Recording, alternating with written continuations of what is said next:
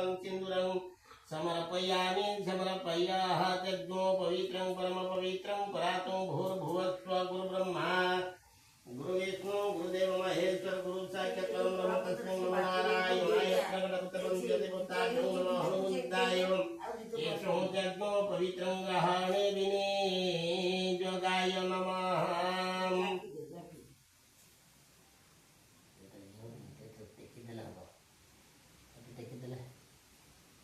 सिंधूरिव प्रार्थनेषु घनाशो वातवते यन्त्रायुषवात्मिकाशं सिन्दूरं समर्पयामि कश्यपश्यत्यायुषो जमदग्नित्यायुषो तन्मस्तु गन्धद्वारादुरादर्शं नित्यपृष्ठकरीशणीश्वरी सर्वभूतानां प्रेमगन्धं समर्पयामि ॐ जाहार जमदग्निमेघाय सदाय कामादजन्ते माल्यहाराय समर्पयामि समर्पयामि ओम नारायणाय विष्णुवे वासुदेवाय भगवन्ताय भगवानाय भवनाथ प्रशांत